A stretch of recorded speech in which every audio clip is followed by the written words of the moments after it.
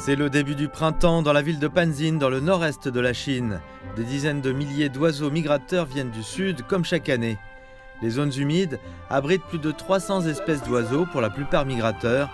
Leur gazouillis résonne dans toute la réserve, après un hiver long et tranquille.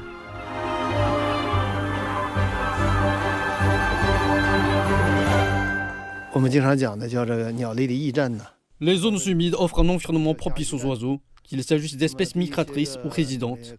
Les zones humides sont souvent considérées comme des postes, des stations-service et des sanctuaires pour les oiseaux migrateurs. Ce sont les endroits où ils se reposent, se nourrissent et se reproduisent au cours de leur voyage. Panzin est situé sur la voie de migration Asie de l'Est-Australie, l'une des voies de migration les plus fréquentées au monde. Le personnel de la réserve nationale estime qu'environ 200 000 oiseaux traversent la région chaque jour au début du mois de mars.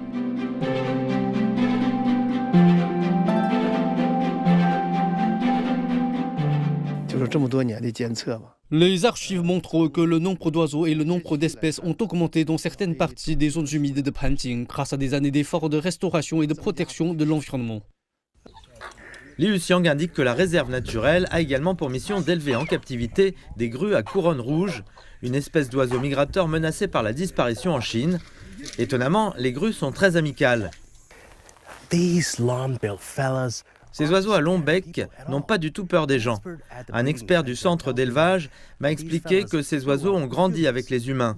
Avant de les relâcher dans la nature, les soigneurs doivent aider ces grues à s'adapter à leur nouvel environnement. Zhao Shewei a commencé à travailler dans la réserve naturelle en 1993. En plus de travailler à la restauration de la population de grues, il aide les oiseaux à se préparer à survivre dans la nature. Pour les grues, il s'agit de s'adapter progressivement à la nature et de réduire leur dépendance à l'égard de l'homme. Après un entraînement scientifique et systématique, nous les renverrons dans la nature afin qu'elles puissent s'intégrer à la population sauvage. La réserve naturelle a relâché 140 grues à couronne rouge dans la nature depuis 2021. Beaucoup d'entre elles ont rejoint les grues sauvages en visite, laissant derrière elles l'endroit où elles ont été élevées. Les petits finissent par grandir et par vivre de manière indépendante. C'est comme regarder leurs enfants aller à l'université. Je pense que tous les parents ressentent la même chose, mais c'est une étape de la vie.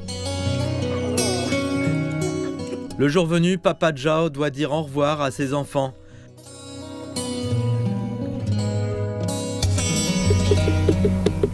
Alors que de plus en plus de grues quittent la réserve naturelle, leur père humain espère que ses enfants reviendront au printemps l'année prochaine.